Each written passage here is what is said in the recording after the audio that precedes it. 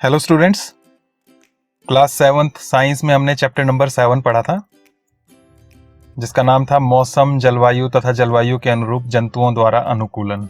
आज हम इसकी एक्सरसाइज के क्वेश्चन आंसर्स करेंगे, लेकिन क्वेश्चन आंसर्स करने से पहले चैप्टर को अच्छे से समझना ज़रूरी होता है ताकि कोई भी क्वेश्चन हो आपके सामने उसका आंसर आप ठीक से दे पाओ। तो वो मैंने पिछली वीडियो में आपको ये चैप्टर समझाया था। वो वीडियो अभी तक आपने नहीं देखी है तो यहाँ पर लिंक आ रहा है कॉर्नर में, आई बटन, इस पर आप क्लिक करके उस वीडियो को देख सकते हैं। तो चलिए अभी क्वेश्चन आंसर स्टार्ट करते हैं।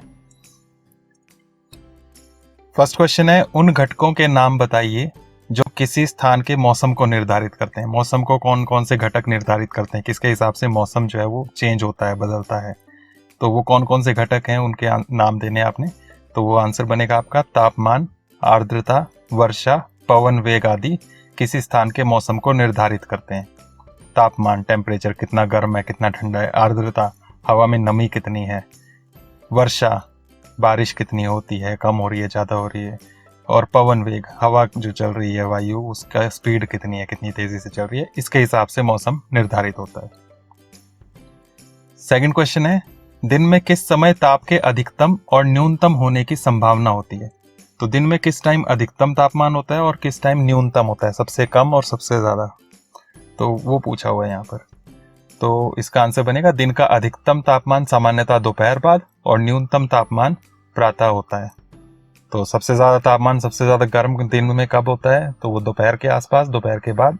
और न्यूनतम तापमान सुबह सुबह होता है, भोर का टाइम भी कहते हैं, सूरज निकलने से थोड़ा सा पहले का। तो ये इसका आंसर बन जाएगा। थर्ड क्वेश्चन है यहाँ पर, रिक्त स्थानों की पूर्ति कीजिए। रिक्त स्थान भरने हैं यहाँ पर। इसमें फर्स्ट आ रहा है, दीर्घ अवधि के मौसम का औसत डैश कहलाता है। लंबे टाइम तक जो मौसम रहता है, जैसे 20-25 साल तक, उसका औसत जो है उसको हम क्या कहते हैं, उसे हम कहते हैं जलवायु। तो यहाँ आ जाएगा जलवायु। सेकंड, किसी स्थान पर बहुत कम वर्षा होती है और उस स्थान का तापमान वर्ष भर उच्च रहता है, उस स्थान की जलवायु डैश और डैश होगी।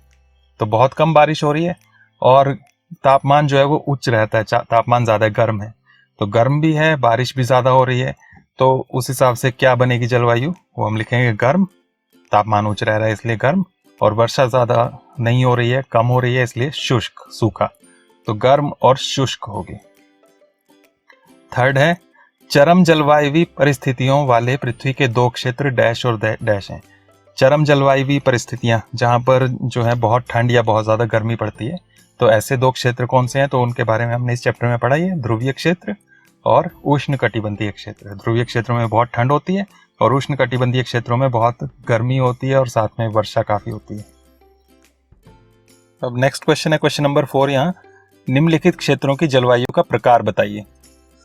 तो यहाँ पर क्षेत्र दे रहे हैं, उनके जलवायु कैसी है उसका प्रकार बताना है।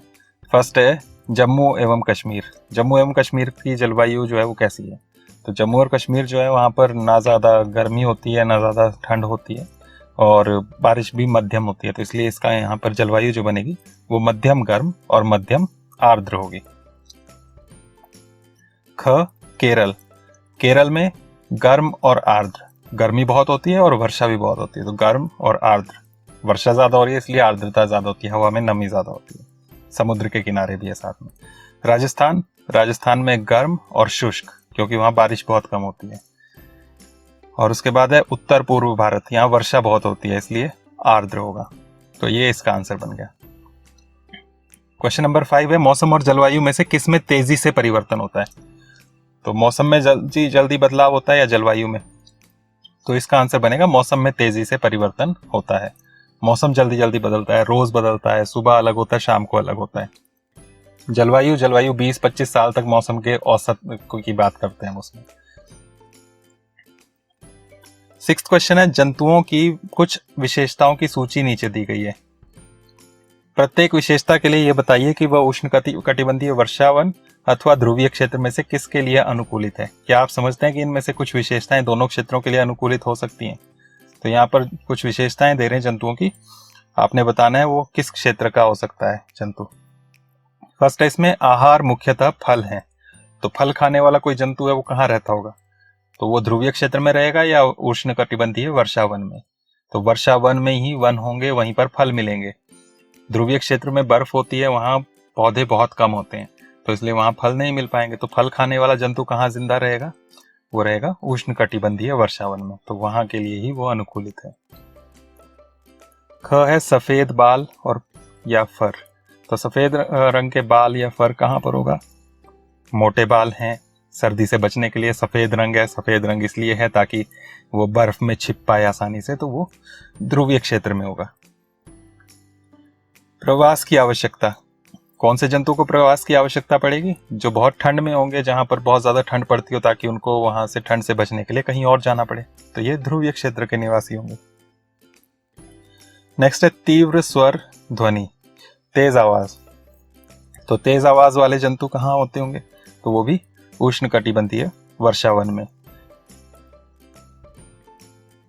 पैरों के चिपचिपे तलवे, पैरों के चिपचिपे तलवे ताकि पौधों पर, पेड़ों पर, पत्तों पर आसानी से वो चल सके, ज्यादातर मेंढकों के होते हैं, तो ये उष्णकटिबंधीय वर्षावन में पाए जाएंगे। नेक्स्ट है त्वचा के नीचे वसा की मोटी परत।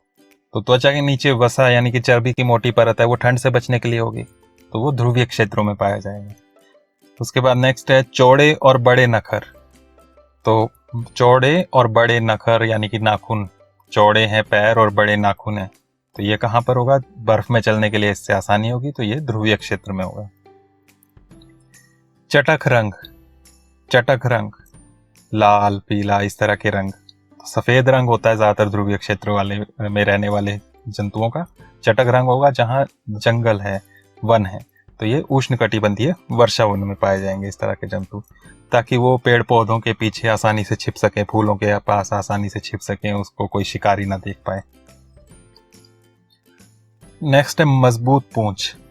मजबूत पूंछ पेड़ पौधों पर लटकने के लिए, उसमें पकड़ बनाकर रखने के लिए पेड़ पौधों पर रहने वाले जंतुओं की होगी, तो ये भी उष्णकटिबंधीय वर्षावन में पाया जाएगा।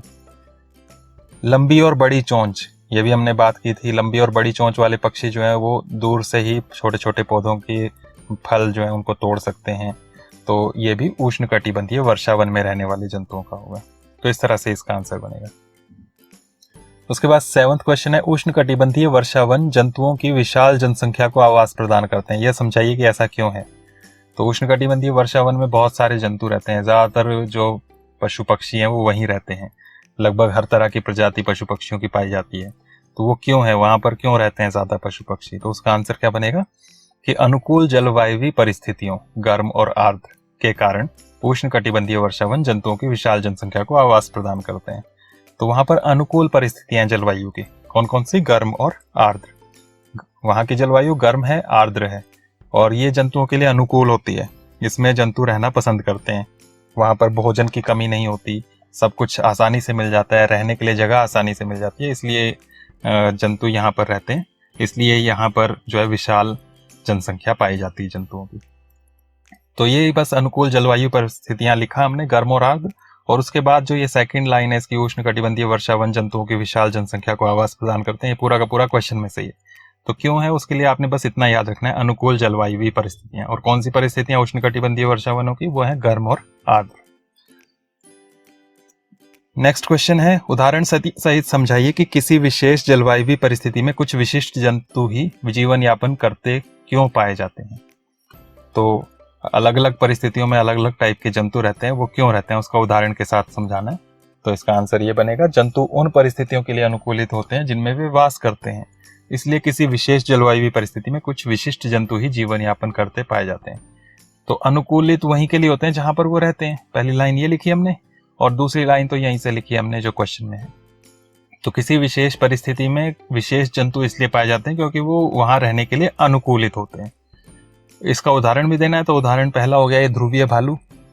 ध्रुवीय क्षेत्र में रहता है ये, वहां की सर्द जलवायु के लिए अनुकूलित होते हैं। शरीर पर सफेद फर होता है, सूंघने की शक्ति होती है तेज, त्वचा के नीचे वसा की परत होती है, चलने के लिए लंबे नाखून होते हैं, लंबे चौड़े पंजे होते हैं, तो इसलिए वहां पर रहने के लिए अनुकूलित है। दूसरा उदाहरण बंदर का हो गया। बंदर जो है वो उष्णकटिबंधीय वर्षावनों में रहते हैं, उनकी लंबी पूंछ होती है जो शाखाओं को पकड़ने में सहायक होती है, तो इसलिए वो वहां पर रहते हैं। तो इस तरह से आप उदाहरण के साथ इसको समझा सकते हैं। नेक्स्ट क्वेश्चन है उष्णकटिबंधीय वर्षावनों में रहने वाला हाथी किस प्रकार अनुकूलित है। तो वर्षावनों में हाथी भी रहता है, वो किस प्रकार अनुकूलित है, तो उसके भी सारे यहाँ पर गुण बताने पड़ेंगे हमें। तो वर्षा वनों में रहने वाला हाथी निम्न प्रकार से अनुकूलित है। क्या क्या पॉइंट्स है इसमें? फर्स्ट है, यह अपनी लंबी सूंड को नाक के रूप में उपयोग करता है, जिससे इसकी सूंघने की शक्ति बहुत अच्छी होती है। तो सूंघने की शक्ति अच्छी है, वो दूर से अपने भोजन को सूंघ सकता है। सूंड का उपयोग भोजन उठाने के लिए भी किया जाता है। सूंड का उपयोग वो भोजन को उठाने के लिए भी करता है, आपने देखा होगा। अपने बाह्य दांतों से, जो बाहर के दांत होते हैं उनसे यह भोजन के लिए वृक्षों की छाल को आसानी से छील सकता है। तो अपनी पसंद के वृक्ष की छाल को छीलकर उसके अंदर से भोजन निकालकर वो खा सकता है। इसके बड़े कान बहुत हल्की ध्वनि को भी सुनने में सहायक होते हैं। तो इसके बड़े बड़े कान जो है उससे सुनने की शक्ति इसकी तेज होती है। कोई शिकारी आ रहा है तो उसकी ध्वनि आसानी से सुन सकता है। उसके कान उसे वर्षा वनों की गर्म और आर्द्र जलवायु में ठंडा रखने में भी सहायक होते हैं। तो उसके कान जो है वो वर्षा वनों में उसे ठंडा रखने में भी सहायक होते हैं। तो इस वजह से यह वहां पर रहने के लिए अनुकूलित है। उसके बाद नेक्स्ट क्वेश्चंस जो हैं इसमें मल्टीपल चॉइस हैं, 4 ऑप्शंस आएंगे। 10th क्वेश्चन है इसमें, कोई मांसाहारी जंतु जिसके शरीर पर धारियां होती हैं अपने शिकार को पकड़ते समय बहुत तेजी से भागता है, इसके पाए जाने की संभावना कहाँ पर है ये बताना है आपको। तो कहाँ पर है? ध्रुवीय क्षेत्र में, मरुस्थल में, महासागर में या उष्णकटिबंधीय वर्षावन में। तो बहुत तेज दौड़ता है, उसके शरीर पर धारियां हैं ताकि वो छिप सके पौधों के बीच। तो ये कहाँ पर पाया जाएगा? तो ये यहाँ पर आप इसमें से देख सकते हैं, ये उष्णकटिबंधीय वर्षावन में हो सकता है। तो इसलिए इसका आंसर आप लिख देंगे घ, उष्णकटिबंधीय वर्षावन में। नेक्स्ट क्वेश्चन है, ध्रुवीय भालू को अत्यधिक ठंडी जलवायु में रहने के लिए कौन कौन सी विशेषताएं अनुकूलित करती हैं? तो ठंडे मौसम में कैसे रह लेता है वो ध्रुवीय भालू?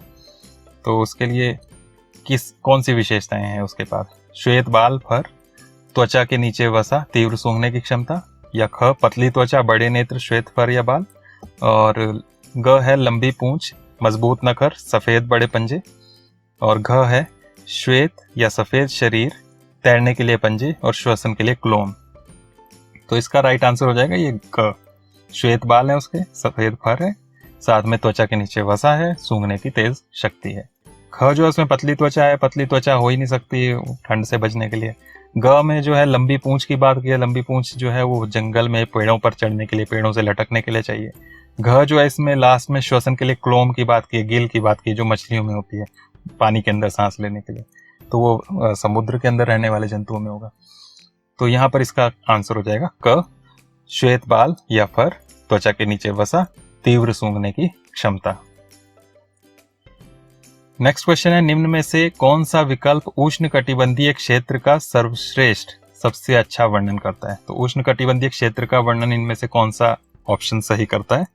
गर्म और आर्द्र, मध्यम तापमान, अत्यधिक वर्षा, सर्द और आर्द्र, गर्म और शुष्क। तो हम जानते हैं गर्मी बहुत ज्यादा होती है, बारिश भी बहुत होती है, तो इसका राइट आंसर बनेगा क, गर्म और आर्द्र। यही आप लिख देंगे इस तरह से, क, गर्म और आर्द्र।